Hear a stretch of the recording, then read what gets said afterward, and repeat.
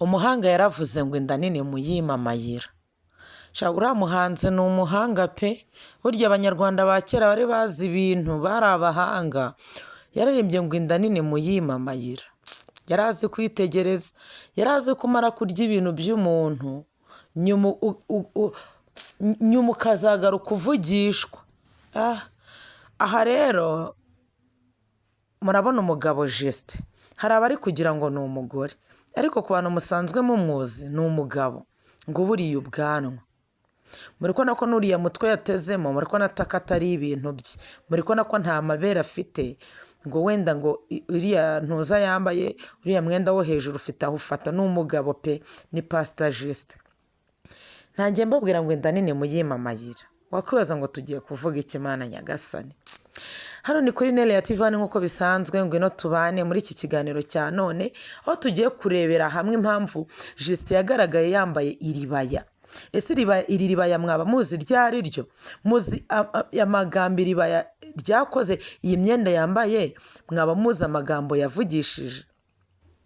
Mwaba muzi umutima mubi yateye abantu batandukanye? Uyu mwenda yambaye mwaba muzi amarira warijije Mutesi? Mana nyagasani we, ngwino tubane pe. Nimba ukunda imyidagaduro by'umwihariko ukaba uri umukunzi wa Mutesi, ukakunda uri umukunzi wa Justin, by'umwihariko ukaba uri umukunzi w'iyobokamana ndetse n'abakozi b'Imana, ngwino tubane muri kino kiganiro kuri Nele ya TV nk'uko bisanzwe.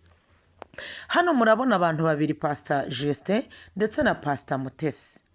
Aba bantu rero ni abantu baziranye kuri byinshi cyane, kandi hari n'ikindi kiganiro twe twabakozeho. Uyu Pastor Justin ndetse na Pastor Mutesi bose ni abakozi b'Imana b'abapasiteri, by'umwihariko bahuriye hano ku mbuga nkoranyambaga. Bose ni abantu bakoresha imbuga nkoranyambaga ku buryo bukomeye, kandi bose barakunzwe pe, buri wese afite igikundiro mu ruhande rwe. Niko byaje kugenda rero muri uko gukundwa ndetse no kwamamara bikabije, buri wese afite ukuntu yakoresheje kwamamara kwiwe ndetse no gukundwa kwe.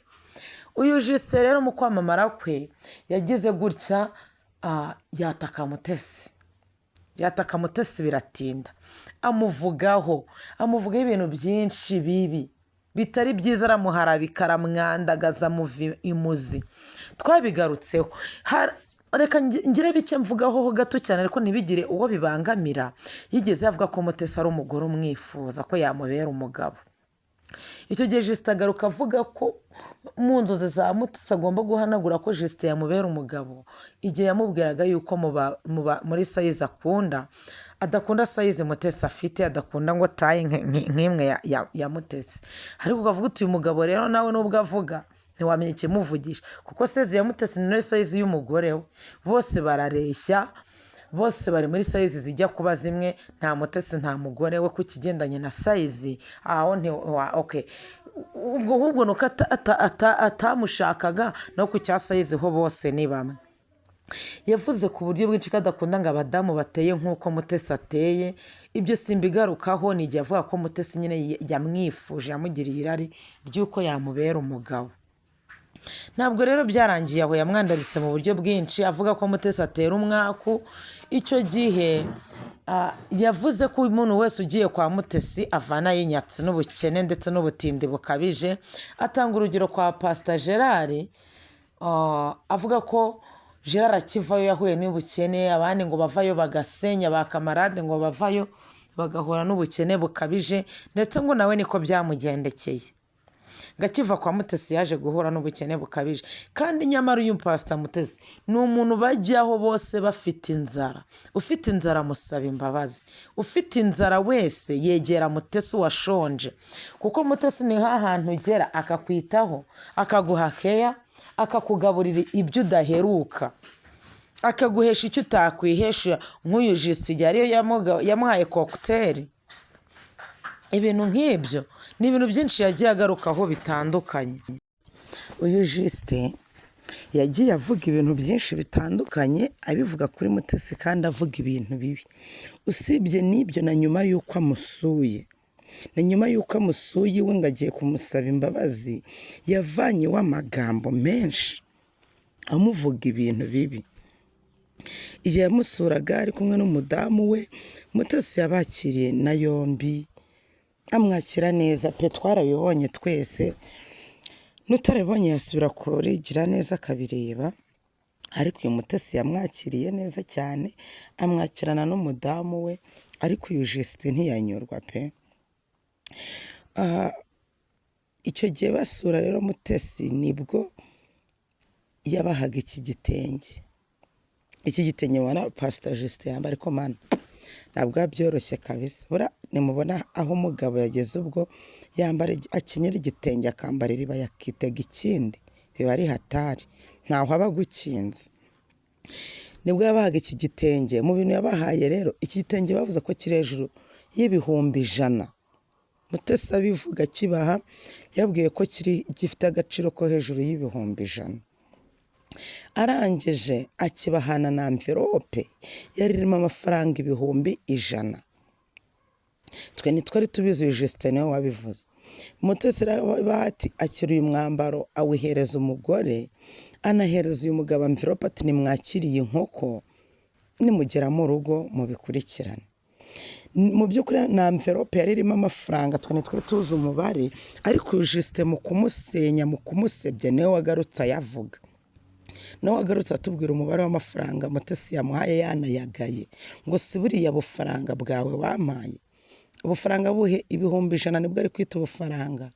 Kandi mwibuke neza ko yayamuhaye atayakoreye, n'umutima mwiza wa Mutesi. Ibyo byose rero uyu Justin aza abivuga yagaye ayo mafaranga, yagaye icyo gitenge. Muribuka ibiganiro ubwe yakoze avuga ko Pastor Mutesi yamuhaye igitenge cya musazi. Ku bantu mutazi, igitenge cya musazi cyabaga ari igitenge giciriritse mu gihe cyo hambere. Nicyo gitenge cyari giciriritse nk'uko ubu ngubu tuvuga London. Nk'uko tuvuga London icyo gihe n'abambere, kuko London zitabagaho, igitenge cyabaga giciriritse cyabaga ari igitenge cya musazi. Uyu Justin araza ku karubanda ati si kiriya gitenge cya musazi wampaye. Niko yabyivugiye. Kandi n'ahangaha yambaye iyi myambaro ari kubisubiramo. Ikiganiro yakoze yambaye iyi myambaro, ibyo ngibyo nabyo yabisubiyemo. Rero ntabwo ari ukuvuga wenda ngo ngibi ngo nibihuha, ntabwo ari ibihuha, kuko n'iki kiganiro yakoze yambaye iyi myenda, ibyo bintu yabigarutseho by'ukuntu yavuze ukuntu Mutesi yamuhaye igitenge cya musazi. Ubwo cya musazi kuba atakize mu kigeranye n'uko kuri ubu wavuga ngo si London yampaye.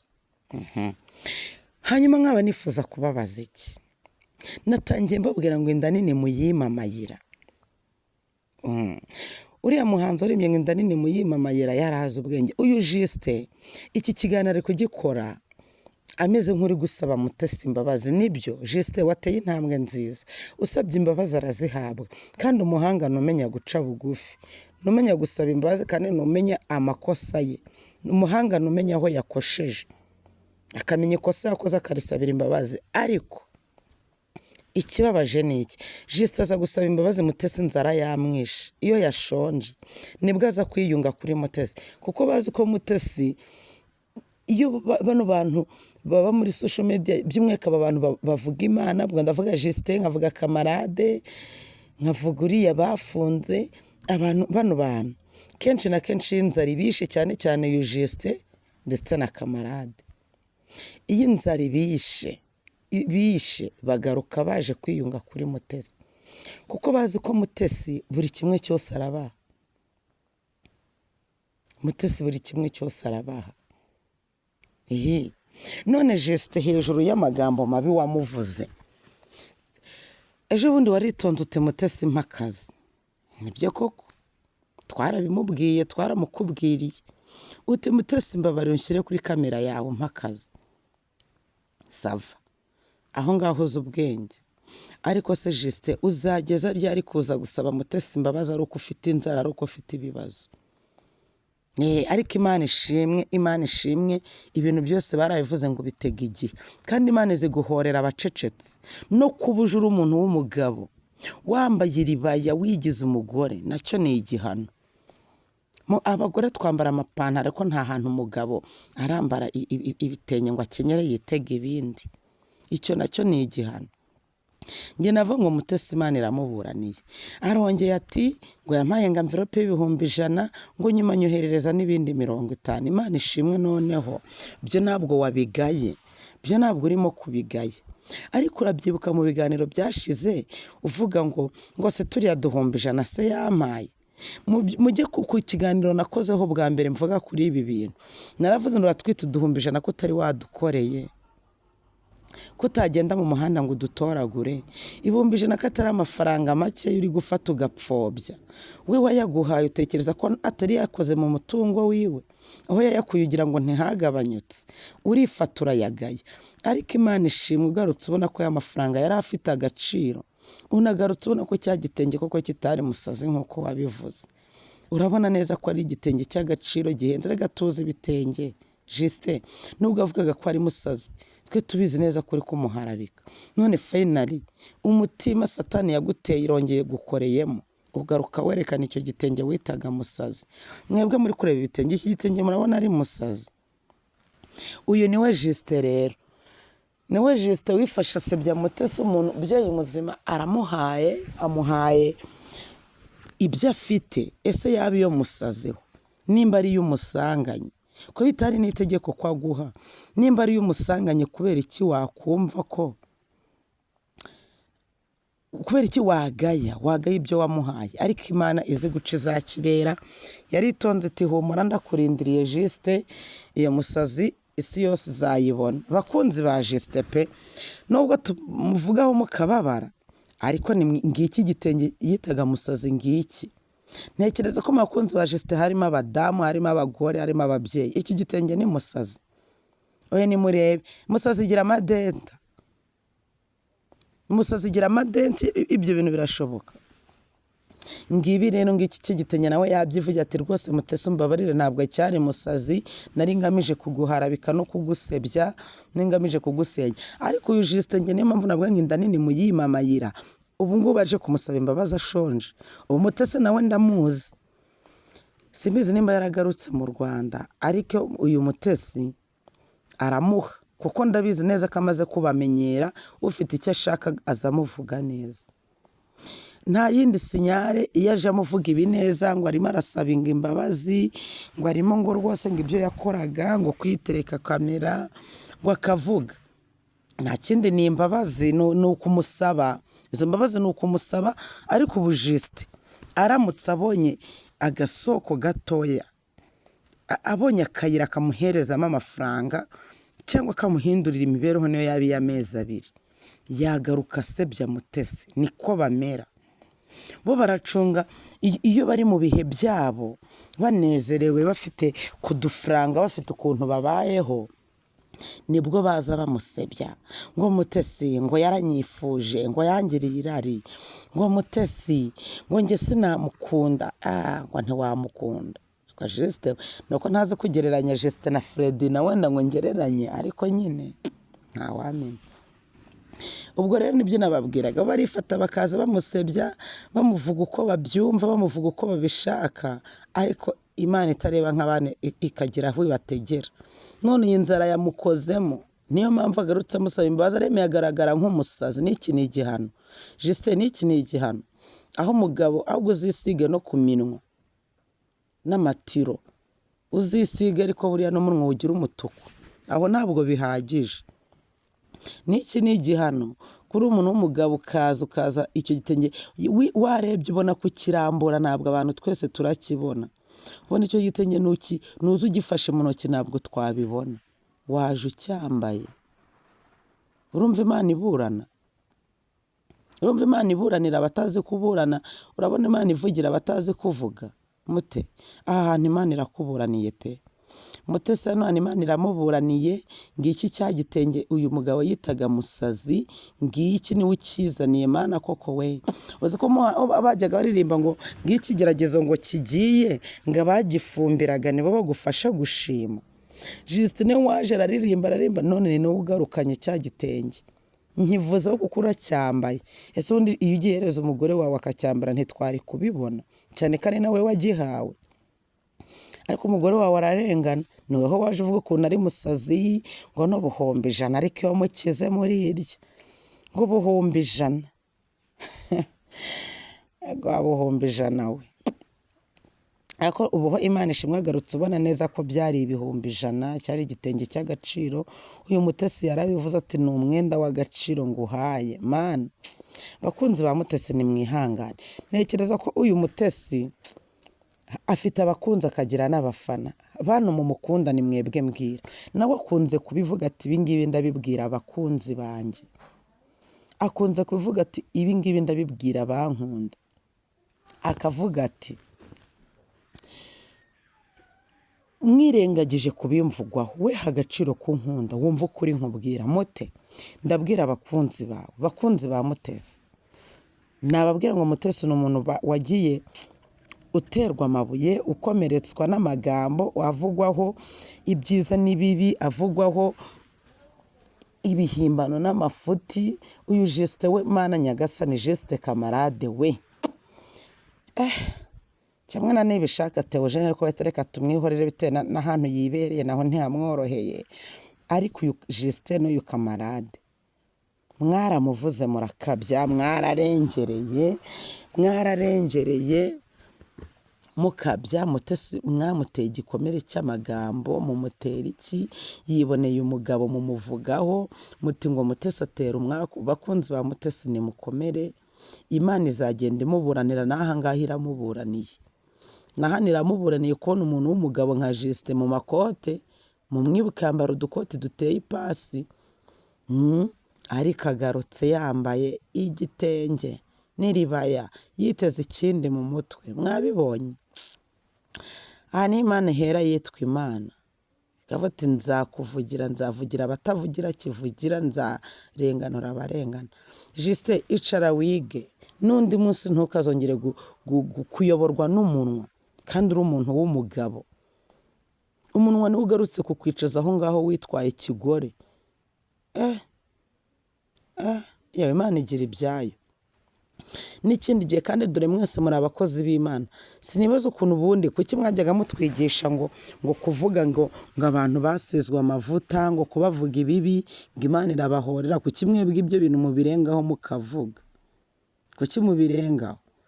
Justin uyu Mutesi rwose ntacyo atabakoreye, ntacyo atabahaye. Aho bigeze namwe nimwicare mwige nyine ibihano by'Imana bigende bibageraho. None nzarira kuvugishije ugarutse kumusaba.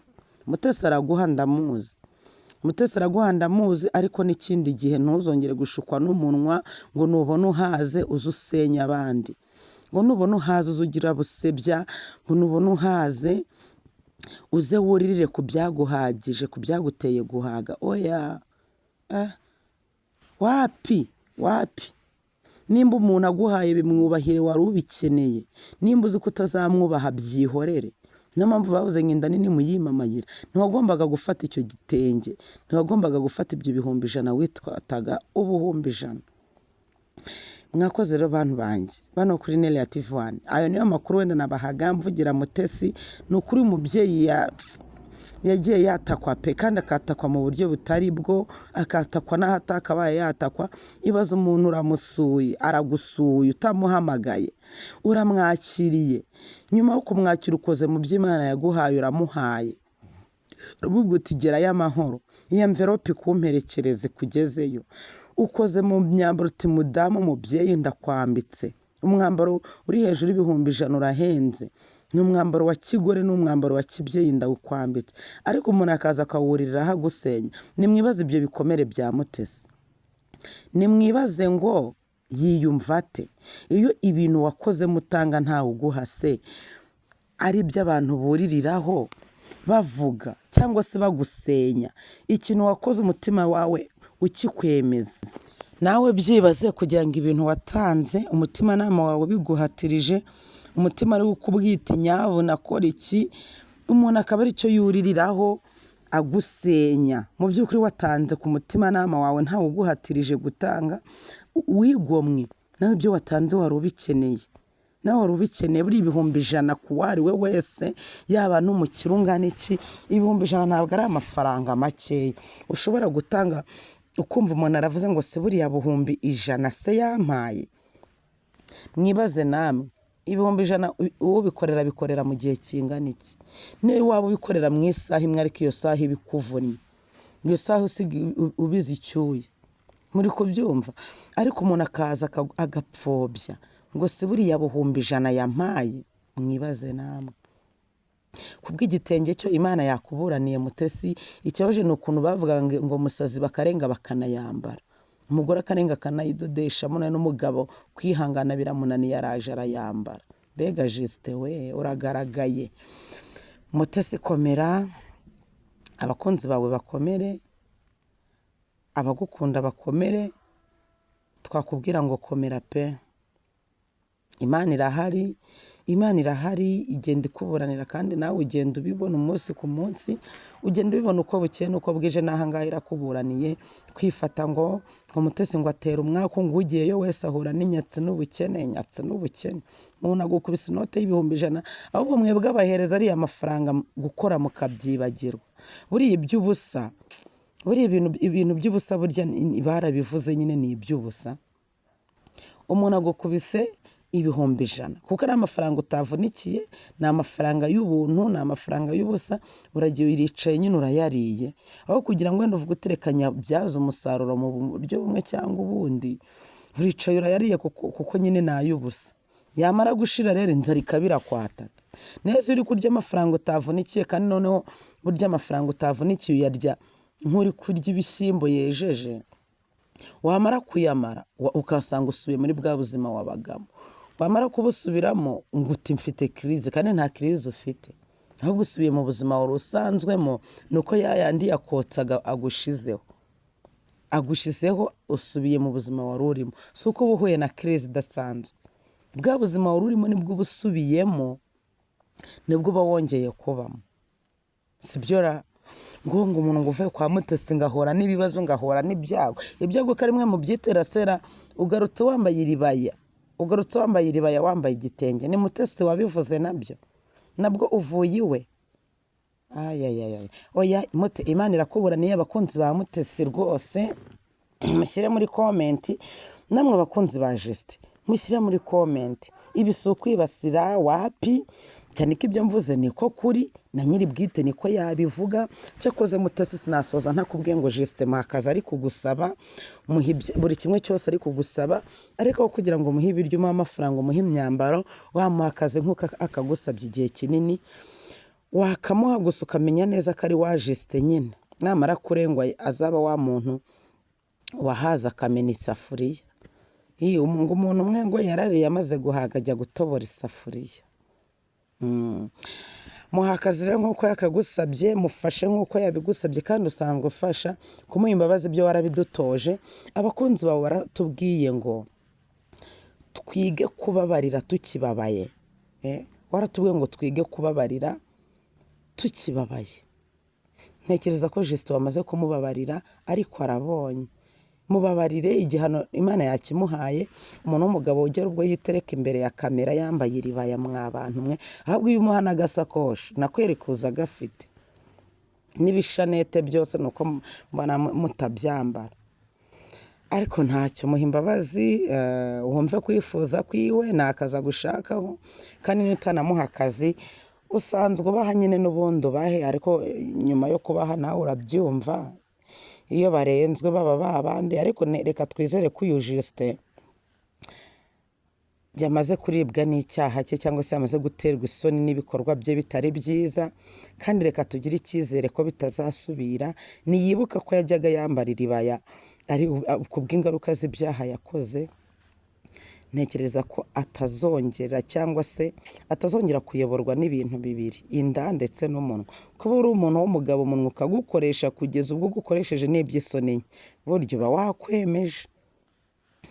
Reka dusoreze ahangaha. Mwakoze kubana natwe kuri Nelia TV1 nk'uko mubizi, cyangwa se nk'uko bisanzwe. Hano ni kuri Nelia TV1 tuganira, tuvugira, cyangwa se tugaragaza amarangamutima yacu.